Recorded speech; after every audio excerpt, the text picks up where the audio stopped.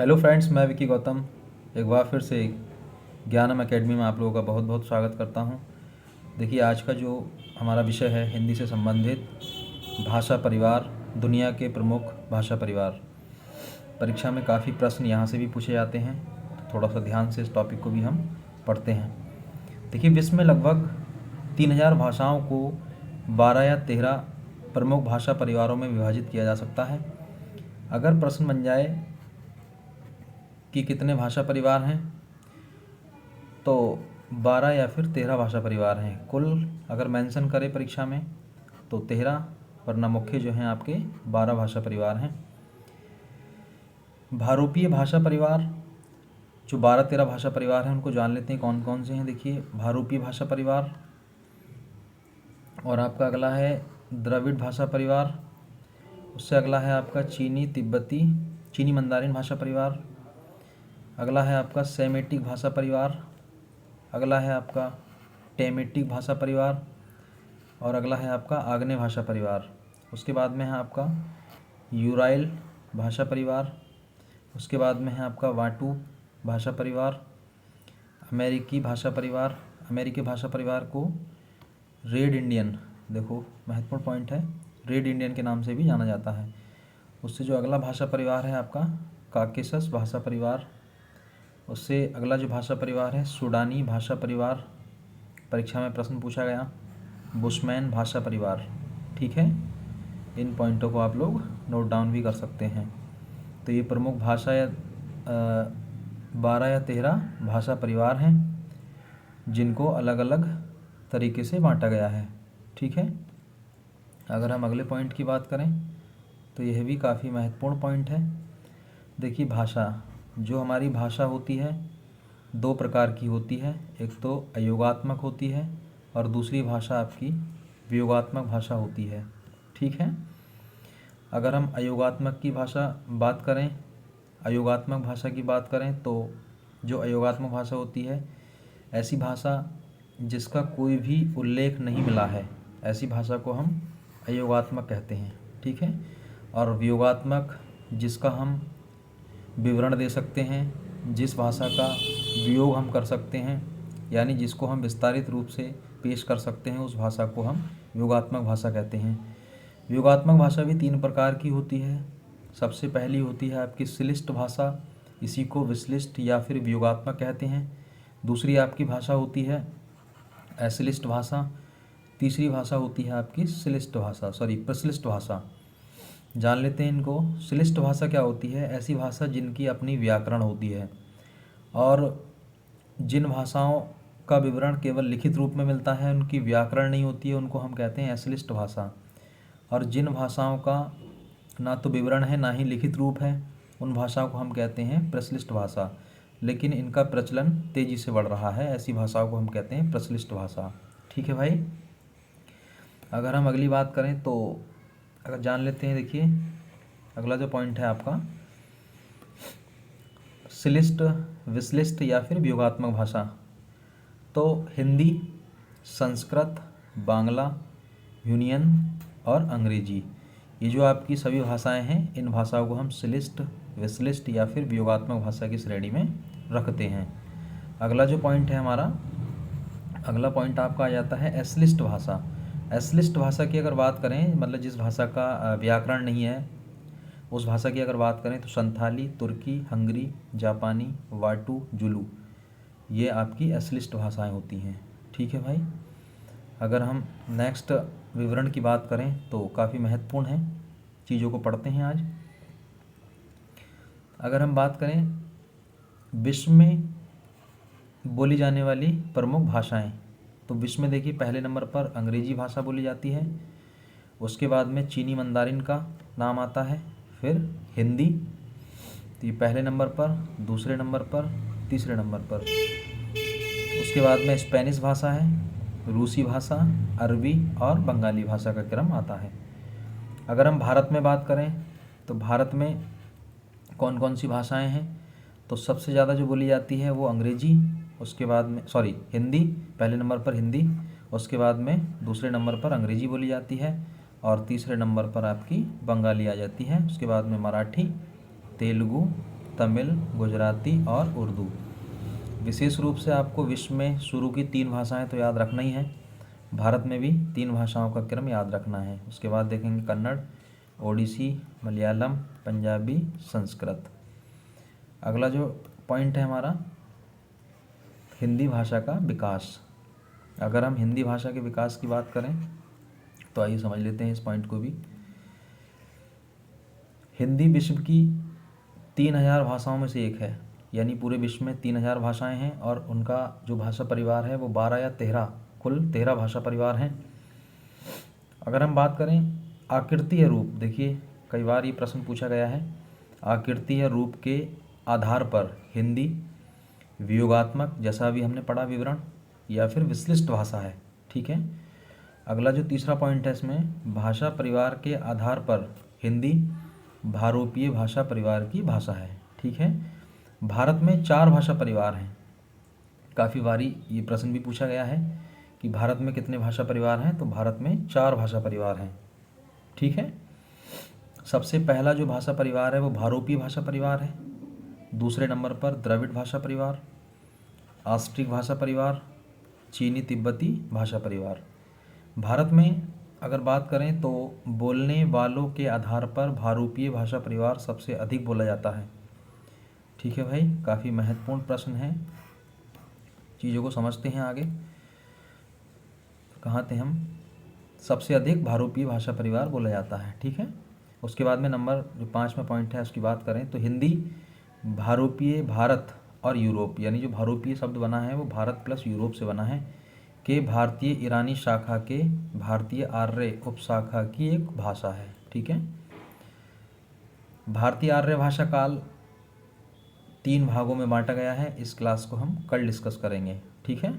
भारतीय आर्य भाषा काल, हिंदी का विकास कैसे हुआ, इन सारी चीज़ों को हम कल की क्लास में डिस्कस करेंगे। ठीक है। हम जान लेते हैं अगला पॉइंट क्या है हमारा आज की क्लास का।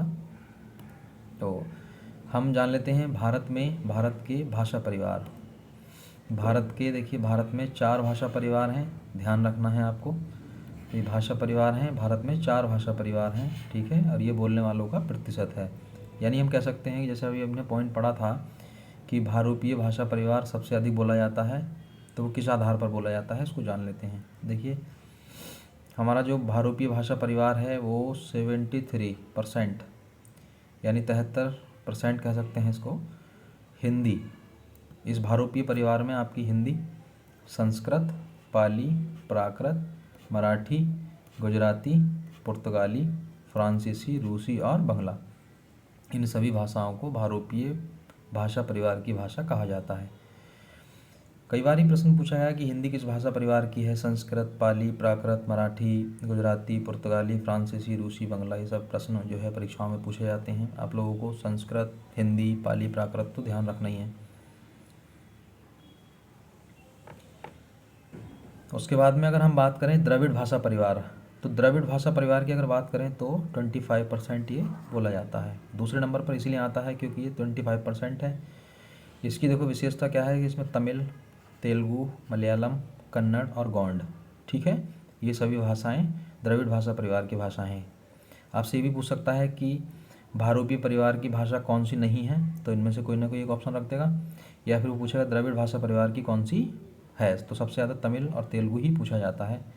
ठीक है। ऑस्ट्रिक, इसका दूसरा नाम ऑस्ट्रो एशियाटिक है, ध्यान रखना है।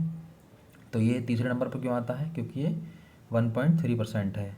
इसमें मुठारी, संथाली, भूमिज, इन तीनों को मुंडा भी कहा जाता है, तीनों भारत में बोली जाती हैं। ठीक है। नंबर 4 पर अगर बात करें, देखिए 4 पॉइंट है, नंबर 4 की अगर बात करें हम तो 0.7%, इसमें आपकी चीनी मंदारिन, तिब्बती, भोट, गोरा, बोडो, ये भाषाएं इसके अंतर्गत आती हैं। तो सबसे बड़ा भाषा परिवार कौन सा है, एक बार रिवीजन करेंगे इसका, भारोपीय परिवार। नंबर 2 पर कौन सा आता है भारत में, द्रविड़। नंबर 3 पर ऑस्ट्रिक आता है। नंबर 4 पर आता है चीनी तिब्बती। तो नंबर 1 पर जो भारोपीय भाषा परिवार है वो 73%, नंबर 2 पर 25%, और नंबर 3 पर जो आता है ऑस्ट्रिक उसको हम कहेंगे 1.3%। चीनी तिब्बती जो चौथे नंबर पर आता है उसको हम 0.7% कहेंगे। ठीक है भाई। तो ध्यान रखना है इन भाषाओं को, जैसे हिंदी, संस्कृत, पाली भारोपीय परिवार की हैं, तमिल, तेलुगु ये आपकी द्रविड़ भाषा परिवार की हैं। ठीक है, अब इससे संबंधित ऑब्जेक्टिव प्रश्नों को सॉल्व करते हैं। ठीक है भाई, देखो ज़रा ऑब्जेक्टिव ये मैं 5 प्रश्न आपके सामने लेकर के आया हूँ। इन 5 में से ही कोई ना कोई प्रश्न बनता है। ठीक है, ऑस्ट्रिक भाषा परिवार, ये कह रहे हैं ऑस्ट्रिक भाषा परिवार। तो ऑस्ट्रिक भाषा परिवार की अगर बात करें तो अभी हमने पढ़ा था कि तीनों भाषाओं को कहा जाता है मुंडा, तो इसका बी आंसर होगा। ऑस्ट्रिक भाषा परिवार की कौन सी प्रमुख भाषा है? ऑस्ट्रिक एशियाटिक जो भाषा परिवार है वो मुंडा है। ठीक है, दूसरे प्रश्न की अगर बात करें तो दूसरा प्रश्न देख लेते हैं। देखो दूसरा प्रश्न क्या है, मोस्ट प्रश्न मैंने लिए हैं। ठीक है, नंबर 2 जो है, दिए गए विकल्पों में से द्रविड़ भाषा परिवार की कौन सी है? तो अभी मैंने आपको बताया था द्रविड़ भाषा परिवार की, तो द्रविड़ भाषा परिवार की देख लेते हैं कौन सी है, एक बार देखते हैं इसको, द्रविड़ भाषा परिवार की। ठीक है, तो द्रविड़ भाषा परिवार की आपकी जो है इसमें कन्नड़ है, कन्नड़ इसका आंसर होगा। एकाक्षरी भाषा, देखिए सबसे पूरे आज की क्लास का जो मेन पॉइंट है एकाक्षरी भाषा परिवार। ऐसे ही प्रश्न आते हैं परीक्षाओं में जिनमें हल करने में थोड़ी दिक्कत होती है, तो इसको समझ लेते हैं। देखिए इसका जो आंसर होगा पहले मैं आपको बता देता हूँ, चीनी तिब्बती भाषा परिवार होगा ऑप्शन के अकॉर्डिंग। लेकिन अगर भारत में बात करें हम तो एकाक्षर क्या होता है? देखिए एकाक्षर जो होता है जिसमें मूल रूप से, अगर हम मूल रूप से बात करें तो जिसमें मूल रूप से प्रायः एक अक्षर, क्या कहेंगे इसको, एक अक्षर का प्रयोग, राइटिंग थोड़ा ऐसा ही है,